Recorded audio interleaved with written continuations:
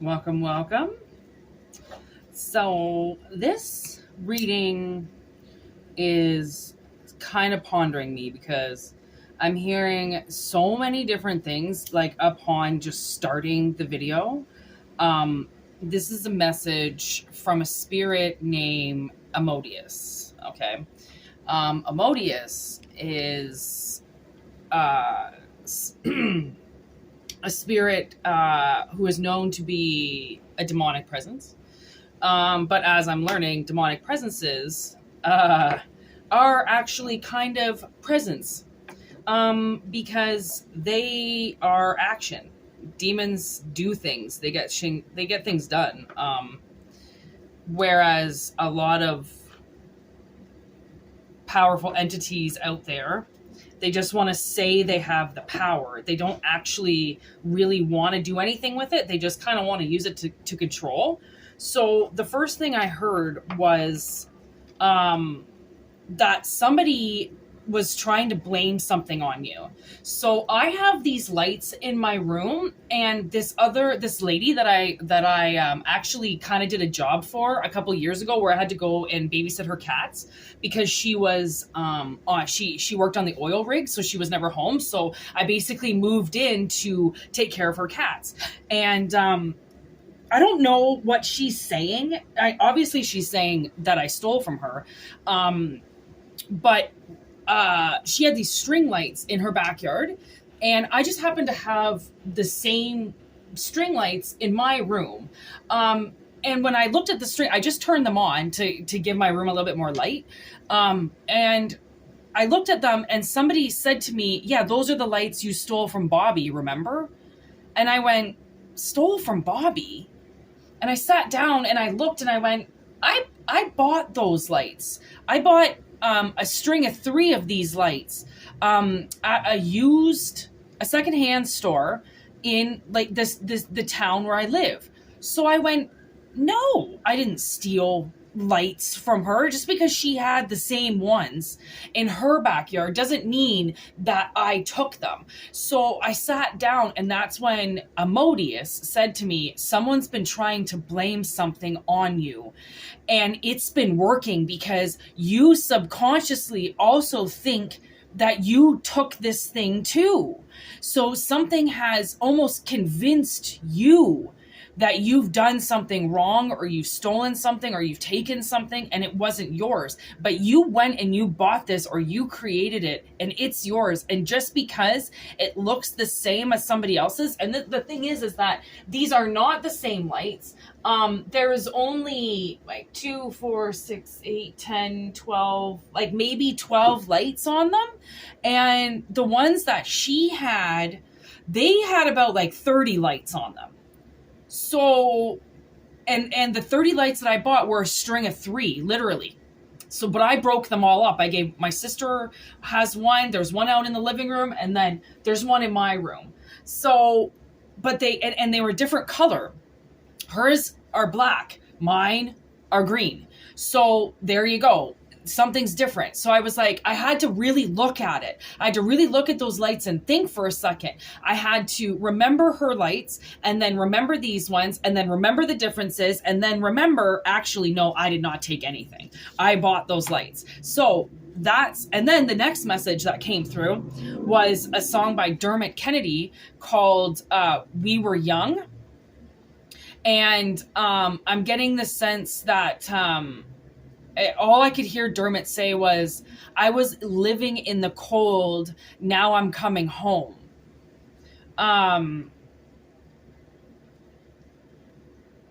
We were young. We were free. We were free. Come on now, let it go. See, come on now, let it go. Somebody, like, this was a time of your life where you were free. You had no commitments, no obligations, nothing. And somebody is trying to say that at that point in time where you were free and careless and had no worries in the world, you stole something. because in that period you opened something, you created something, you bought something, and it was a lot like what somebody else had. Wow, this is like, when I get messages like this, it's really hard for me because I'm a lot of the times a victim to this kind of behavior. And I don't know how people get away with it, but clearly, I mean, the ether knows everything. And I've tried to tell my parents that. I've tried to tell people who have hurt me, you know, like the universe knows what you did. Like, you can sit here and you can deny me and you can lie to me. You can say what you want, but you've told the truth to somebody. You've said it to somebody. Either you've said it to yourself or you said it to another. You've exposed, this person has exposed the lie in some way because they think that their thoughts are just theirs. They think they're just talking to themselves, or they think that they're talking to somebody that they can trust. And, you know, you're dumb if you don't trust this person because they're not dumb and they know what they're doing. But that's the whole part of the scheme that's inside of them to fuck them over. Like any energy has to be exposed, but in order to be exposed, they have to do the thing, right? It's like you can't expose a thief until they steal. Even if they've stolen for the last 10 years, unless you have seen it, unless there is evidence, unless they've admitted it, you can't just go to the court system and say this person's been stealing without any evidence. Right? It's like this spirit had to go get evidence that somebody has said that you did something, that you stole something, and that is, they've convinced you, like you're convinced that you actually did it.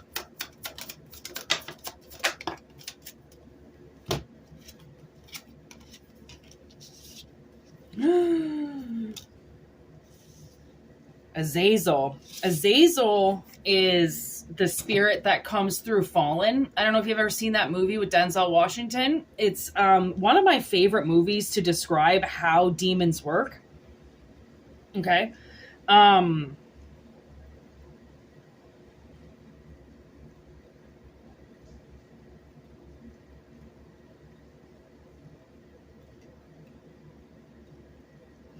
Like, it's like, okay, so we've got the Fool, the Ace of Wands with the Six of Cups.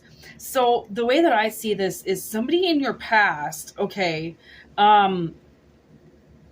they seduced you. Okay? They seduced you. And they seduced you into taking the fall, taking the hit, right? And Azazel, honestly, this spirit is very powerful.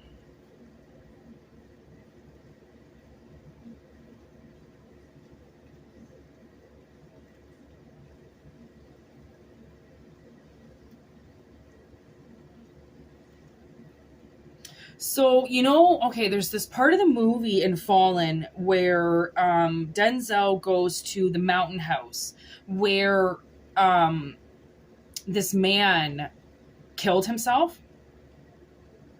So why is there a space between lions and Speranza?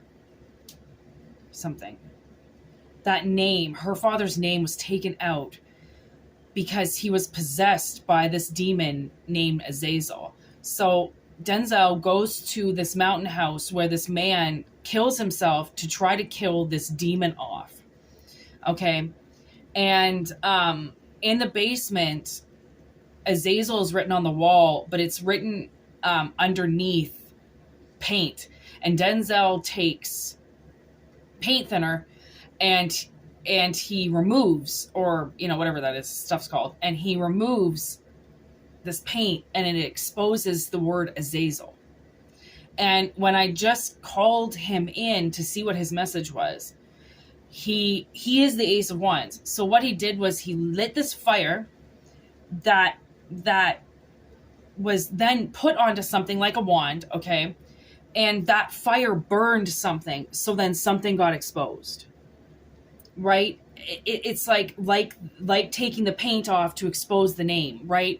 It's like something, you had to experience something recently, okay, that is a pattern. it's this overrunning pattern that keeps occurring in your life, okay, which is exactly like Azazel. Azazel keeps coming back. He jumps from one person to another to another. This thing that they have convinced you that you did comes out multiple ways in your life, quite a bit. And that pattern, okay, has to either get replayed again or is about to get replayed again. So then Spirit knows, so then Azazel knows, so then Asmodeus knows that there was this cover up, right? And you don't know what's going on. That's the weird part of this, and that's why we do tarot. That's why every single channeler on YouTube, if they're actually channeling energy, is here to expose. They will expose people's feelings, they will expose actions, they will expose motives, they will expose hidden agendas, hidden treasure, people who have robbed you, taken things, or people who have put you in, they have done something in their life and then they have switched positions with you.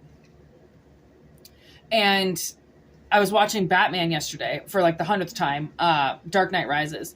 And when Bane puts Bruce into the prison, into the torture, into hell, and Bruce has to come out of that, it has to show that it's almost like you might be teetering on life or death and kind of being like, you know what, I don't really care if I die. And the thing is that there is a lot of power with that. But there is a lot of like, Spirit has to tell you, like, warn you that the power that comes along with having no fear of death is that you slowly kind of stop living and trying because you know that death is right there for you.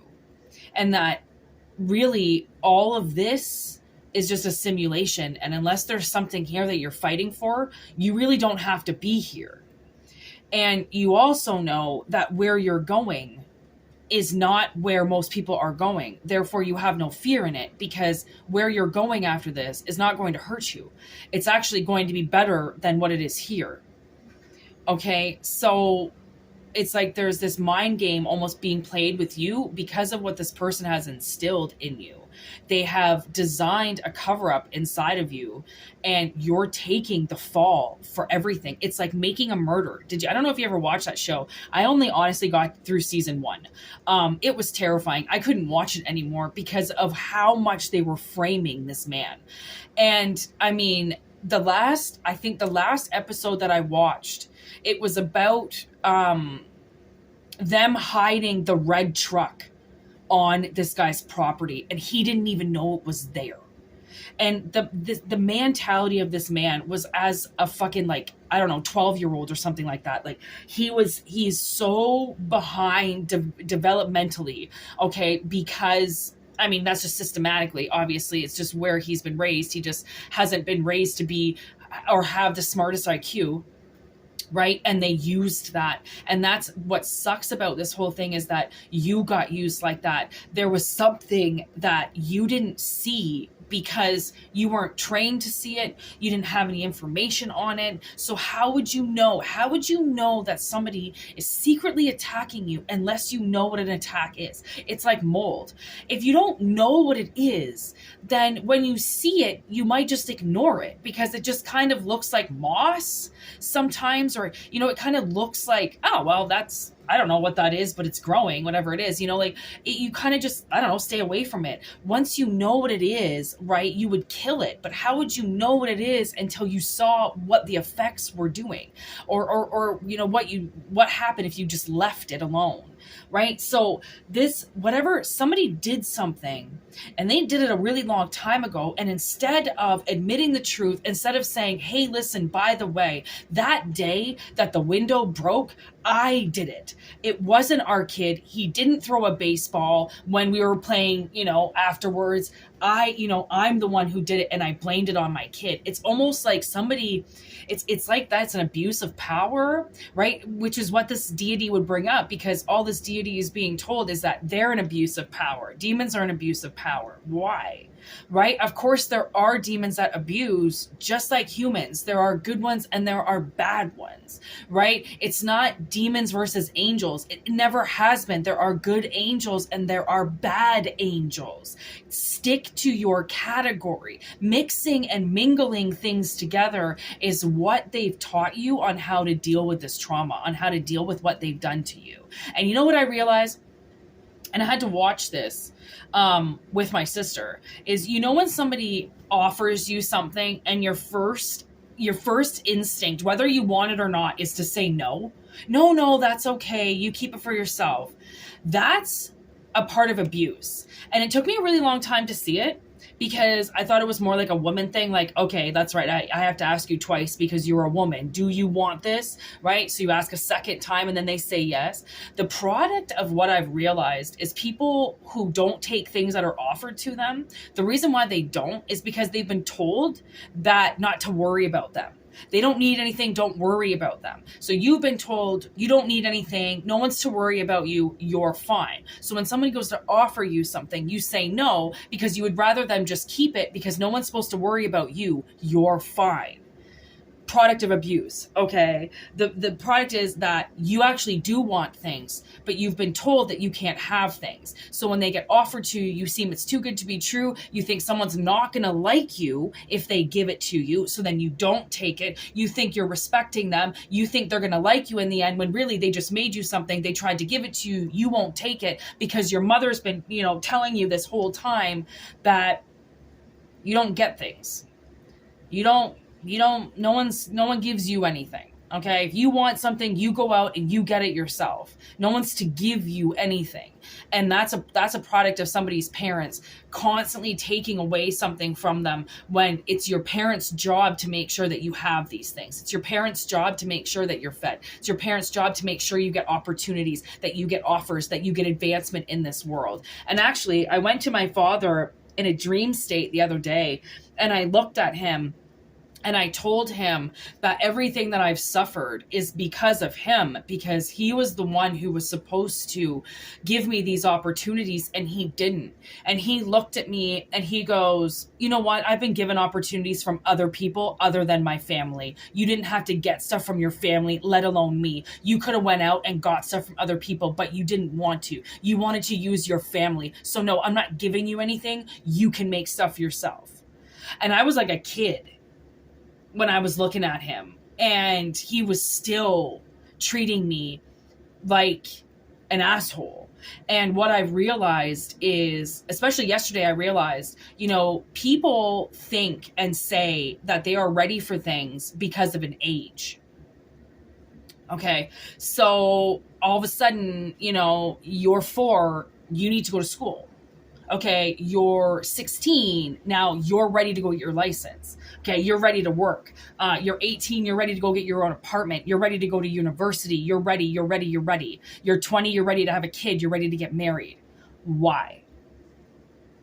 So what I've realized is that's what society has done to us. You're given an age, and because of that age, you're supposed to be doing something by that age. Why? Take the whole making a murderer. Okay, that guy's like, what, in his 40s or in his 50s? And he's still a child, basically, mentality-wise. But you're telling him he's a murderer, that he concocted this dramatic story and this murder to cover everything up because he's that smart, when the guy can barely read. It's like, just because an age has said you're ready for something, it does not mean you are ready for it. Okay, so not only were you not ready for things that you were forced to do because of an age, you were also forced to take the blame for multiple things, and you didn't even know what you were taking the blame for. But it was better that you took it than them, because they couldn't handle it. And you know what I've realized when I was watching Prisoners yesterday for like the 1,000th time, and the mom, Anna's mom, is freaking out and she can't handle anything, and she's popping all these pills because her daughter just got kidnapped. I'm sitting there, and finally this thing dawned on me where I was like, that woman should never have had kids, because if she is that much of a wreck, if she is that much of a fucking loose cannon where she's got to take all these pills now because she can't handle it. I was like, I would have had the vest on and I would have been out in those woods with my husband looking for my kid. Are you kidding? I wouldn't be some basket case at home that's crying, that's going, where's my baby? When I'm laying on my ass in bed, not even giving a shit to go outside and fucking look for her.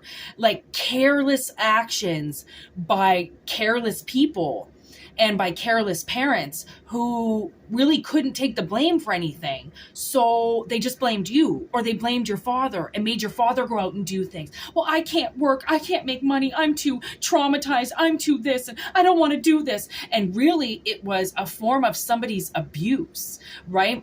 And what I've realized is a lot of people, you know, their mothers are very abusive towards them in a sense where they always act like they're the victims. Like they need so much help and you have to stop what you're doing and you have to come and help your mother and blah, blah. If your mother had any fucking sense in the world, she would not have had a kid as a basket case. And second of all, she wouldn't be crying her kid, like calling and crying all the time saying she can't handle something when she's a 60-year-old woman. She should be her fucking shit together, right? Like basket cases having basket cases. That's the thing, is like people having kids who can barely handle life on their own. Okay, they already are codependent on the father and now immediately want to stop working, right? I'm having a kid, I want to stop working. Okay, what does that have to do with anything? And you know what? I know a lot of women, they will single out a man so then she can now be at home raising kids and he can go to work. A lot of women will base what they pick in a man by what their wallet says. And then immediately it's a fight to stay home. I want to stay home. I want to stay home. I want to stay home. And if the father stays home instead of the mother, then the mother will slowly start to regret and resent the father because she really is the one that wants to be at home and she doesn't want to be at work. It has nothing to do with the child, right? So it's like, man, this is a huge message. I really did not think that this was going to be...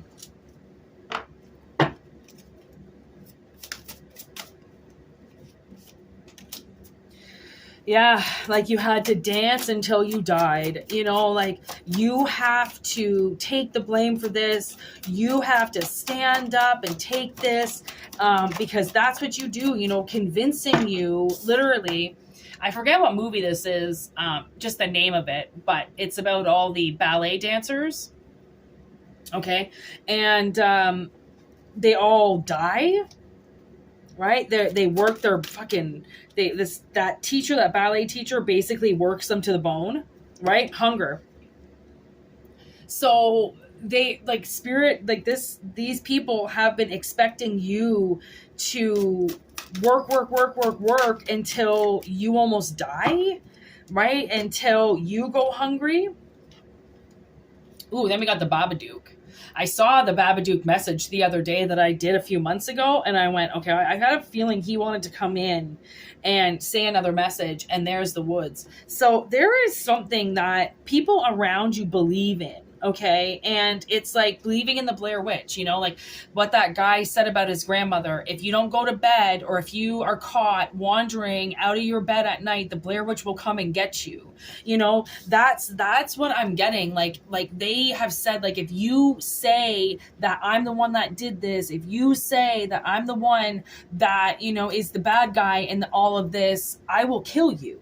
I will come and I will get you and I will expose you and I will kill you. Okay, that's what that message is, because what the Blair Witch does is she just chases them. She chases them and she scares the shit out of them, and she never expects them to get out of the woods. That's the whole theme, right? Is that the Blair Witch kills people, right? So it's like I'm getting that you're being haunted, right, by something, and it's become alive. It's become active inside of you because of this, which would be Azazel, right? Trickster. It energy. Luring you. Somebody in the past luring you. Okay? To come into the shadows where they can eat you. Right? Wonder of the world with fire.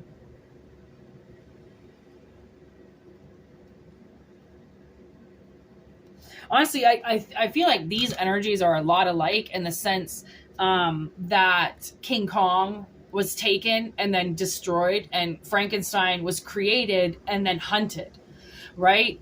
And they both have a lady. They both he's holding on to a lady, and Frankenstein's got the lady that falls in love with him, right? That cares for him. And then that's the same, like they're trying to care for this. Like there's an energy out there that is trying to like save you. They're trying to acknowledge that you were, it's like they created you. They created something out of all of this, and it's been just chasing you your whole life. And because it's chasing you, it's evidently kind of killing you. You know, it's remolding you, it's changing you, it's morphing you, and that's not a good thing, okay? That's so weird. So we have Frankenstein again, okay, with love, and then the American Werewolf in London. Okay, so, or American and I don't know, you know that movie. So oh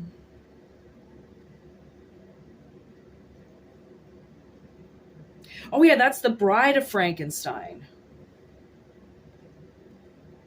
She's then created, and then they can be together.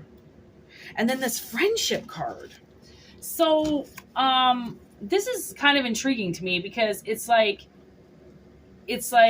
two people are created to come together, right? Or like you're now gonna, it's almost like the Two of Cups, kind of like the masculine energy and the feminine energy come together. Or there is an energy around you that's been trying to save you, or is going to save you, because of what you showed them. You showed somebody compassion.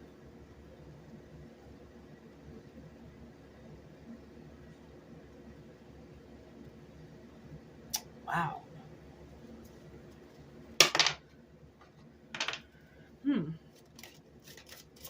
And you know what? There is no such thing as accidents.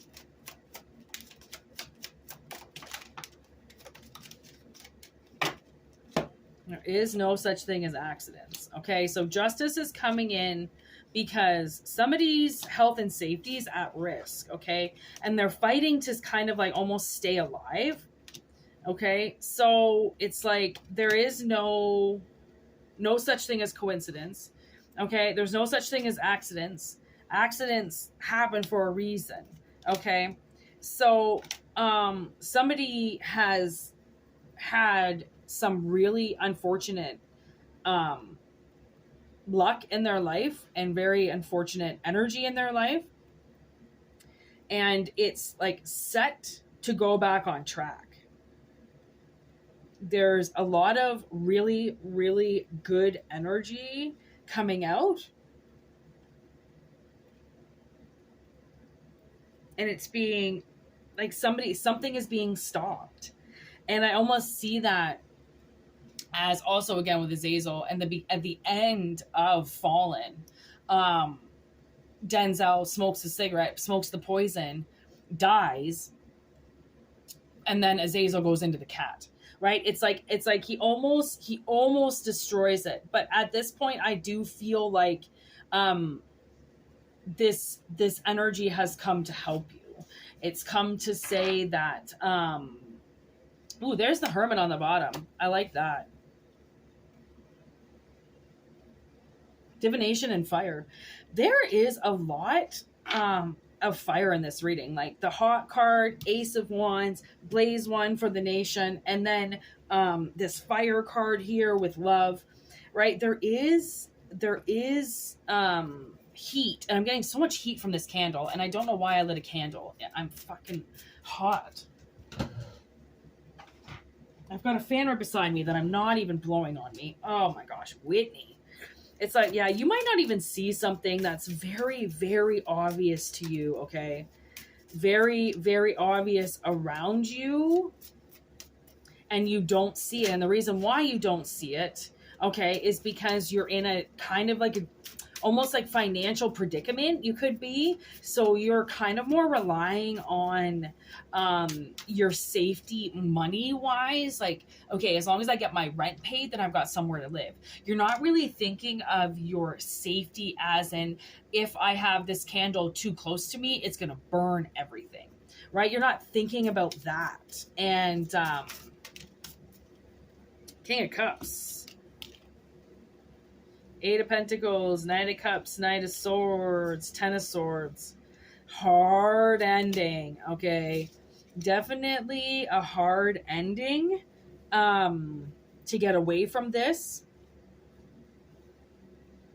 But like I said, luckily, you have energies that want to help you. You literally have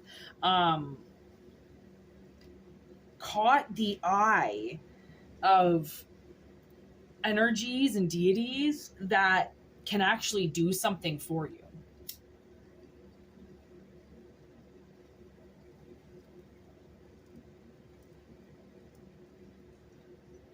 I was wondering if this song was going to come back in my head, and it did. I've been singing this song for the last 2 days. It's called Guiding Light by Mumford & Sons. And the line of the song that's coming in is, I know I had it all on the line, but don't just see me holding hands and become blind. Because even when there is no star in sight, you'll always be my only guiding light. So there is something like, I don't know if somebody can see what you're going through via like social media or something. If you're advertising your shitty life or something really shitty that's happening to you. The thing is in order for people to find out, or in order to expose things, you have to talk about it.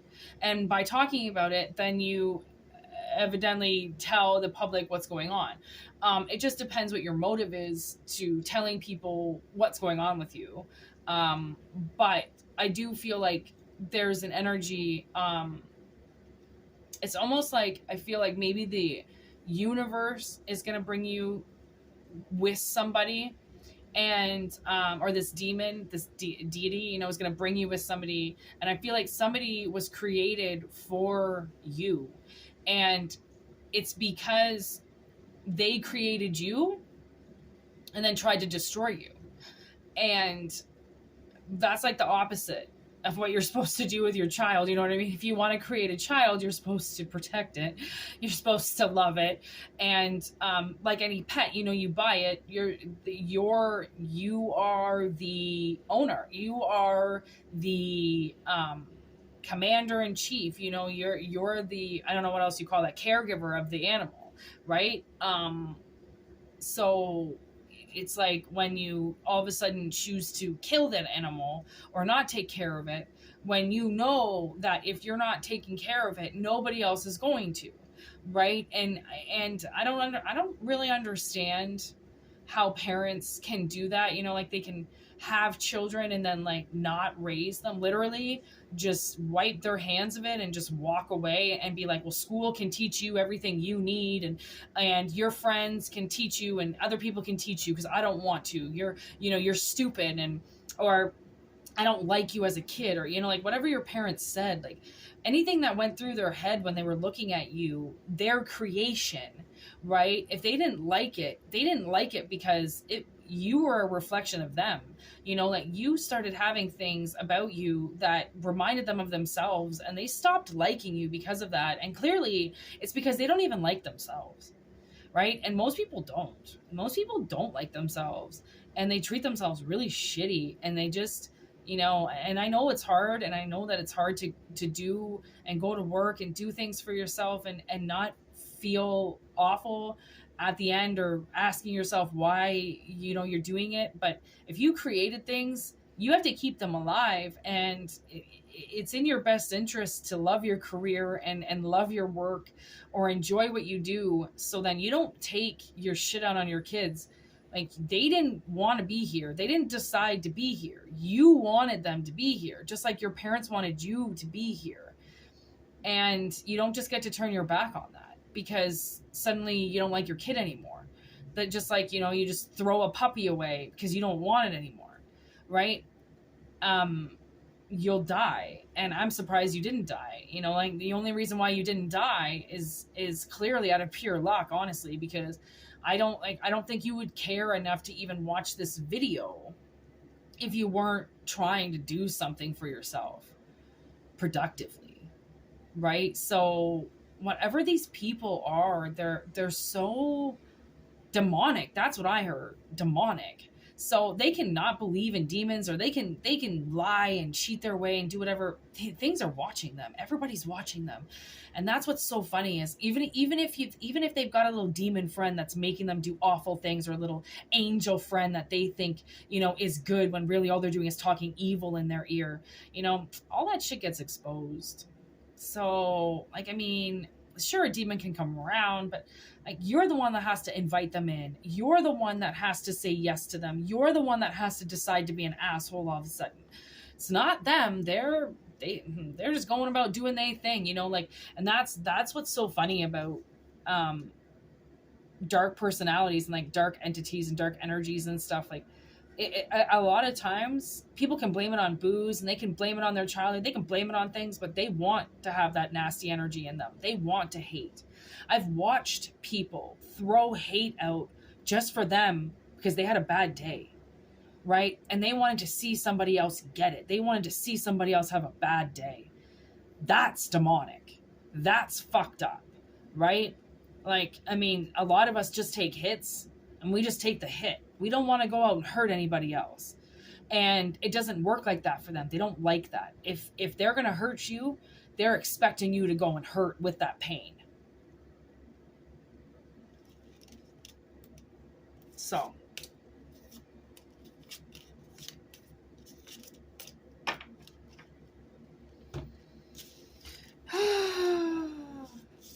I think that's it for this reading. Thank you for watching. And I am slowly kind of releasing the members only readings. I don't know what's going on with YouTube. I honestly, I might just, I don't know. I need to go in another direction. I just don't really know what I want to do yet. So I'm just slowly releasing the members only readings. And I mean, I worked so hard doing those readings, and YouTube's blocking me, and I just they do it to everybody. It's not personal. That's the thing. It's not personal. It's just something I can't get around right now. So I don't know what's going to happen with this channel, or with readings, or with my life. I don't know. We never know what's going to happen in the future. So get your personal readings now while you can, while I'm here, while I'm still on here. If not, enjoy the freeness and all the freeness that I've given away for years. Just soak it up, because at least it's going somewhere. All this hard work and dedication is still kind of like, I don't know, it's leading me to a fucking dead end. So I don't really know what to do. So, I mean, I need help as much as you people do. So anyways, take what resonates, leave what doesn't. If it doesn't resonate, don't take it. It's no point. Yeah. Thanks for watching, and thanks for emailing, and thanks for commenting and subscribing, and yeah, have a good one.